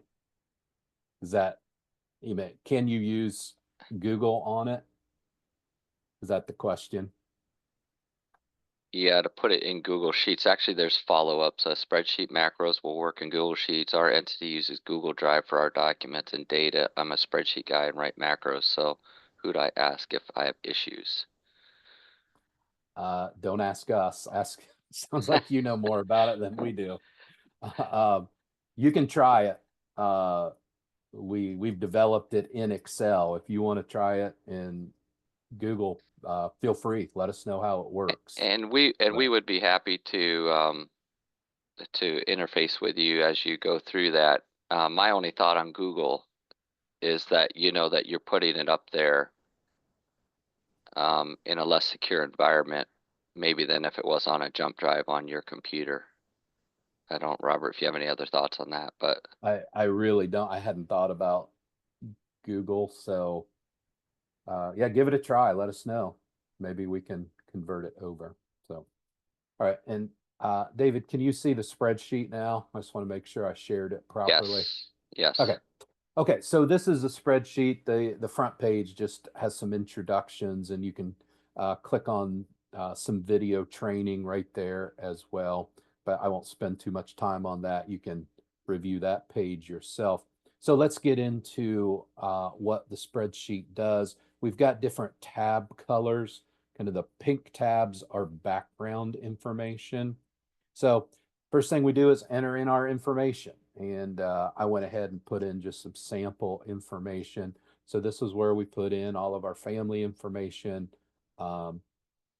children, grandchildren, other people that we might want to use as executor, or, nieces and nephews we want to provide some inheritance to. But this is an example of, when I would work with clients on estate planning and they would bring in their handwritten list of, well, here's all my names and addresses and children. That's fine. That's great to have. But then I've got to hand that off to a paralegal. And now you, the client, are paying that paralegal to enter this information into our database. Whereas if you bring this in, now the attorney can hopefully just cut and paste into the documents and save everybody a lot of time. I'll also show you how we use this information as we're collecting financial data. Then we also ask for planning information. Things like, do you already have a trust? Because if you already have a trust, we don't need a new trust. Do you have a power of attorney? Do you have a prenup? Are you on Social Security? Is this a second marriage? So a lot of good information that we need to help develop, help design your transition planning. Future income, these are assets that maybe you'd expect to receive in the future, inheritance usually, and because we need to factor that into your plan, not necessarily just the assets you own today, but assets you may own into the future. Things like advisors. Here's another thing. As an attorney, when I'd work with a client, a lot of times I want to talk to their accountant to say, hey, here's what we're planning on doing. Does it sound okay with you on the tax side? And I don't have the accountant's name or number, and I got to call the client, and the bill is running up. It's so nice just to have everybody's name, address, email right here, so that if we need to call the lender, accountant, attorney, having all that information. Also think about, all of your family members, if something happened to you, do they know who the lender is, how to contact them, attorney, accountant, all of that. So just some good information to have. Statement of intent. This is where you can add your statement to your will or trust, what you're trying to do, explain it to the family. Okay, now we're going to move to the green tabs. And this is where we're going to put all of our financial information in. So this is a example page where I put some bank account information. And so here's the name of the bank account, and then type of account. It's a drop-down menu. And you may not think, well, what's it matter, the type of account? It may matter as we're developing your plan, designing it. It may matter whether it's cash, whether it's a money market, CD.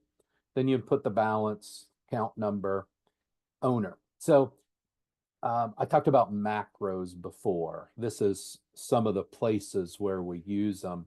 Whereas the names that you put on the first page, as far as yourself and children, grandchildren, other people, well, now those pop up here.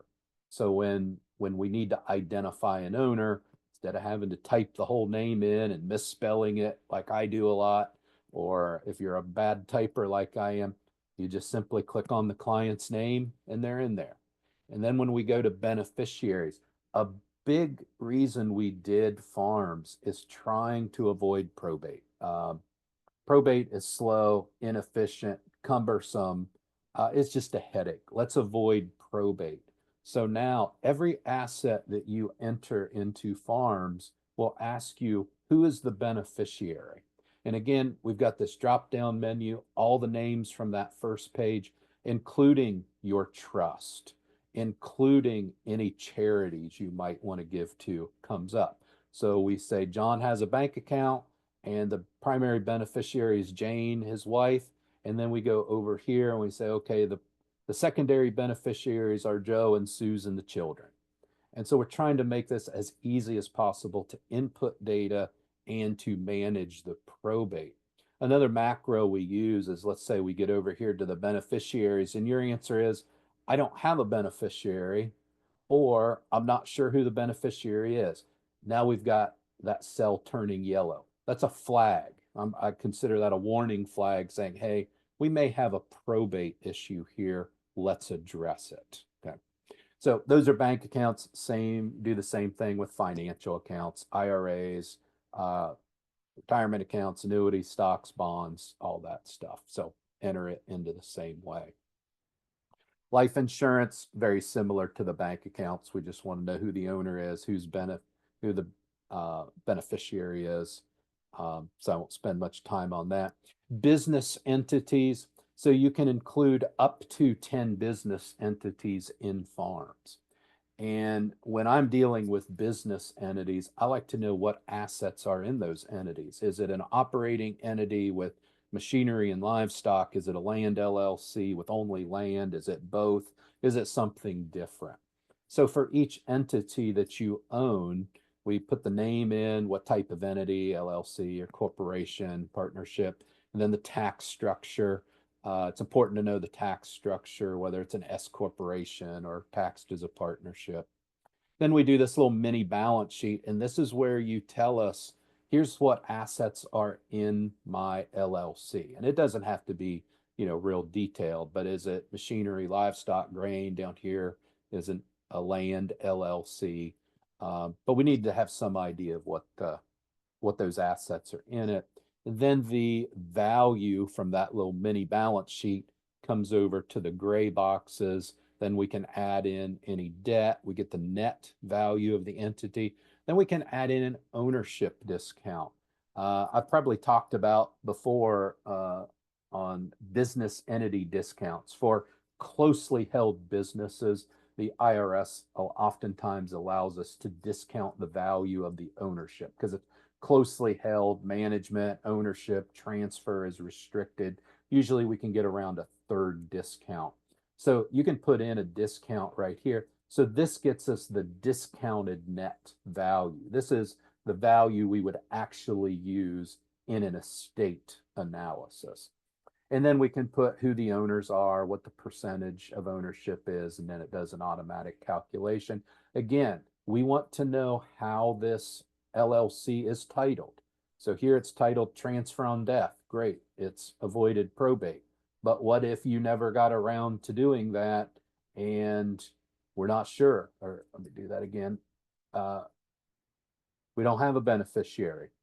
Turns yellow, probate issue. Okay. Real estate, same thing. We just put all real estate information in. Again, how is it titled? Do we have a beneficiary or not? We've got up to 40 lines for all your real estate that's personally owned. And then we can also individually identify each parcel that you may have in an entity. Personal property. This is where we put your personally titled vehicles. Again, why do we want to know personally titled vehicles? Probate. They get missed a lot. Is there a beneficiary designation on your personally titled vehicles? And then your personal effects. This is your jewelry and your gun collections and antiques. Who do you want it to go to? And do we have a beneficiary for it as well? Next, we do farm assets. This is where you would put your individually owned machinery, crops, stored grain, whatever you might have there. And then other property, anything we may have missed, or if you have 15 bank accounts and you ran out of lines in the bank account space, you can put them here. So this is kind of a catch-all overflow. And then we have a debt page, because when we're doing estate tax analysis, it is the net value.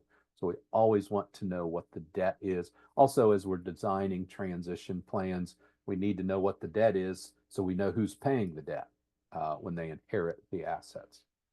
Okay, so that's a very quick summary, and as you can tell, I'm going pretty fast here. But those are all the green tabs. That's putting all of your information, all your financial information into the spreadsheet. Okay, the blue tab is what we do with all that information. So here on the left-hand side, it pulls all of that information, summarizes it, and pulls all that information from the green tabs we just did. So like for the bank account category, it adds up all the accounts, and we've got $45,000 of bank accounts.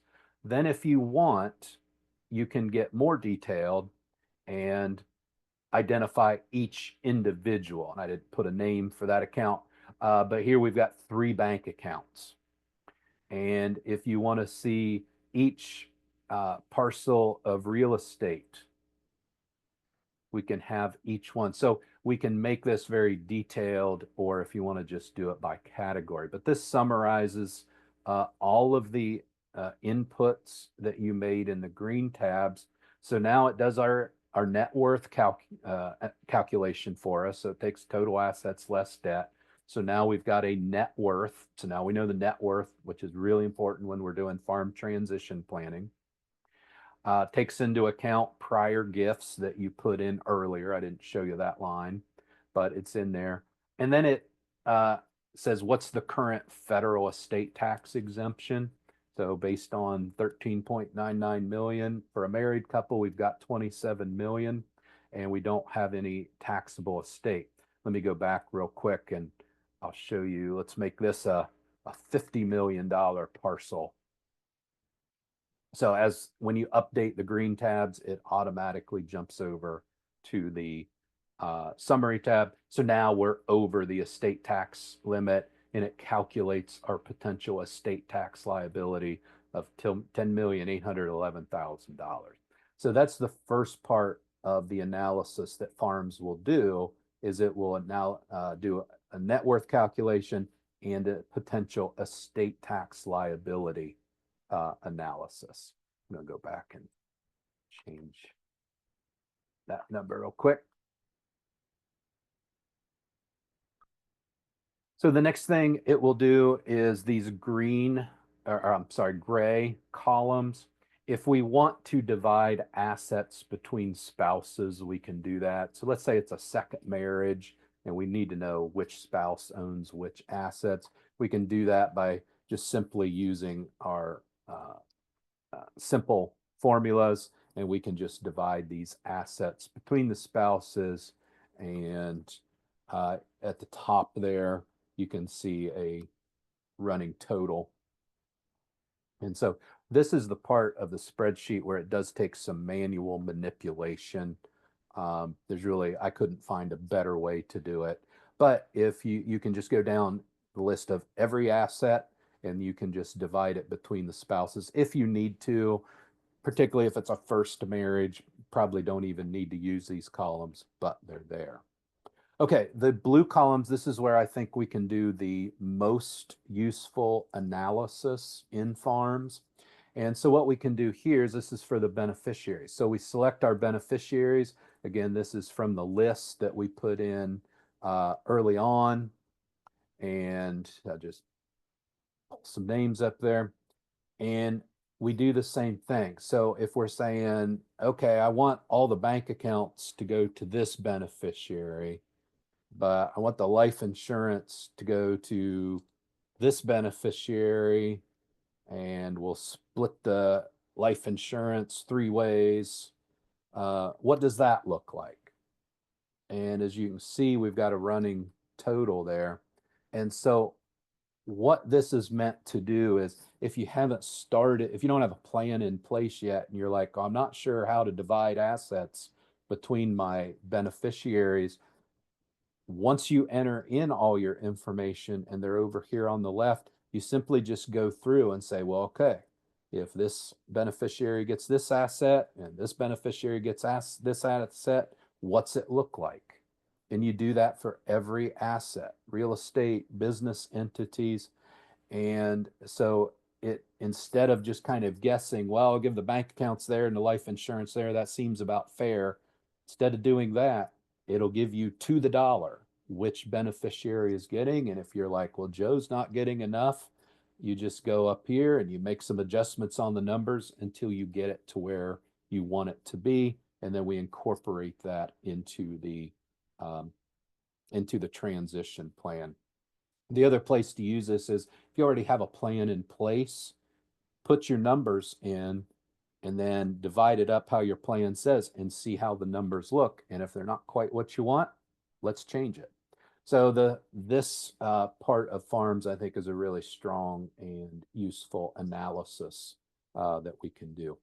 I'm going to move on because we're getting pretty short on time. The yellow tabs are things like who do you want to be your executor, trustee, power of attorney, and then we add places for like if you want to list what insurance you have, where your valuable papers are, funeral planning, things like that. But I think the real useful part, the most useful part as farms is collecting all your financial data in the green tabs and then analyzing it on our summary page. So again, we're getting short on time. Are there any questions? There are a couple just comments in there, Robert, in the Q&A. Okay, let me see if I can pull those up. Okay, when you first download the program, Microsoft macros with no ability to enable. So yeah, your Excel program may block macros, but there's a little video right on the first page of Farms that will show you how to enable macros. So try that. Look at the little video on the introduction page and it should show you.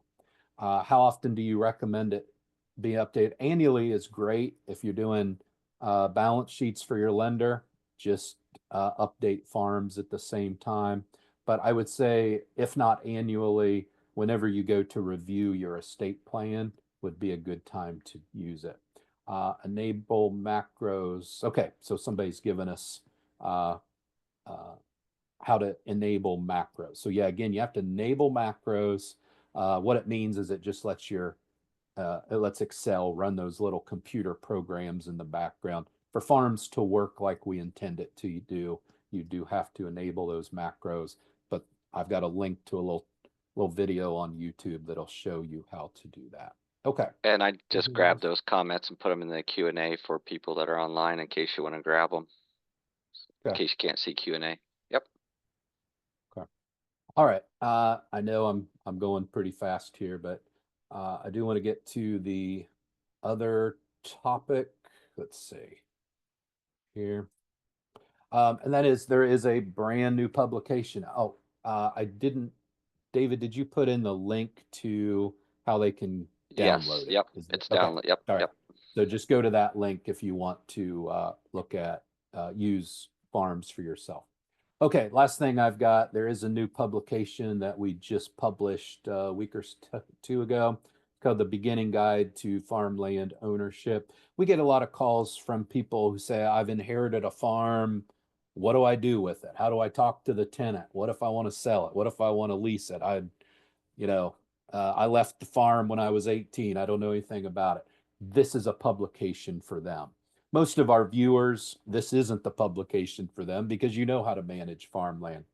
But it's for those people that particularly have inherited farmland and has several different topics.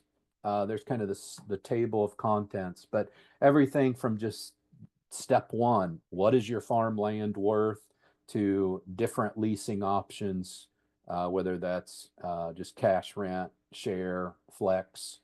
If you want to sell your farmland, how do you do that? What's the pros and cons of private sale, auction, closed bid, and then how to use your farmland and alternative uses, energy leases, things like that. Conservation easements. We discuss protecting your farmland. Should you put it in an LLC? How do you make sure you have enough insurance to protect your farmland? And a little bit on soil health and land stewardship. But yeah, I already covered potential users. So if you know of somebody, if you are a tenant and your landlord recently inherited the farm and they don't know anything about it, might be a good publication to give them, just so they can be more comfortable with it. But publication is on farmoffice.osu.edu. So you know somebody that might benefit from the information in it, I'd encourage you to take a look at it. It's about 50 pages long, so it's pretty comprehensive and has a lot of hopefully good ideas in it, that may be useful. So be sure to take a look at that. With that, David, I'm going to wrap Yeah. up. You just put a ton of information in a short amount of time, Robert. So glad you're teaching on the farm spreadsheet. We hope you use it. We hope you give feedback on it. And that's why we have you register, because we know we'll be doing updates with it. If we have your email and all that, we're able to update you as we make updates to the Excel document. Just to close us out, a few upcoming events and deadline as we move to the conclusion here. Just a reminder that Dairy Margin Coverage Program, you have until Monday if you haven't enrolled in the Dairy Margin Coverage Program. Of course, we're in the home stretch of the Farm Bill sign up for this year. That is April 15th. As well as for our value-added producers, know that there are grants that are available till April 17th. All of this is on the Farm Service Agency website. And then as well as already talked about the ECAP program with that deadline in August. So we'll be talking about this more as we move forward. And then just for those that are in the specialty crop area for that might be doing food safety certification, know that there's funding for that. That is a program that is open for this year all the way actually through January 31st of 2026. And just a reminder, there are youth loans for, we know young people are jumping into their 4-H projects and the FFA members with their SAE projects, that there are Farm Service Agency youth loans that are available for them. Just a reminder that the Farm Bill program, as I mentioned, it goes until the middle of next month. We know the crop insurance deadline has passed, but the Farm Bill program, the ARC and PLC program, sign up is now through April 15th. Eric Rieker and Clint Schrader did a wonderful job last month talking about that election program. So if you want more information on that, just visit you to go back and watch last month's recording as they walk through that program decision. And of course, our friends at the University of Illinois has the Farm Bill What If tool if you're still making that decision that you can use to help be better informed. And finally, the Ohio Senate Bill 54, we talked about it last month as well. And this is for the drought relief for those 28 counties in Ohio that were in the severe drought status. All of your local soil and water conservation districts in those 28 counties are administering that program.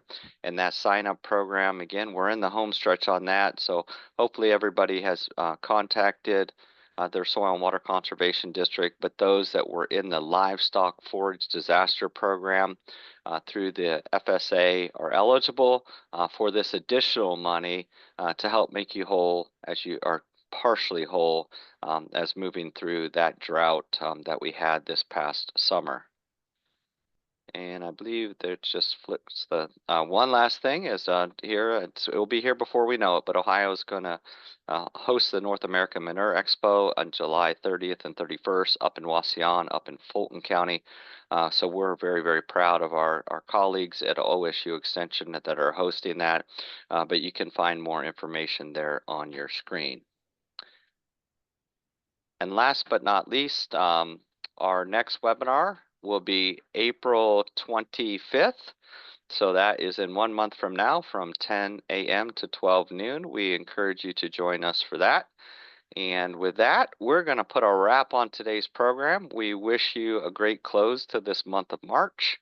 And I'd like to thank everybody today, Robert, Barry, Peggy, for presenting, as well as our guest folks on. We had another full Farm Office Live. So thanks for everybody for being on, and we'll see you next month on April 25th.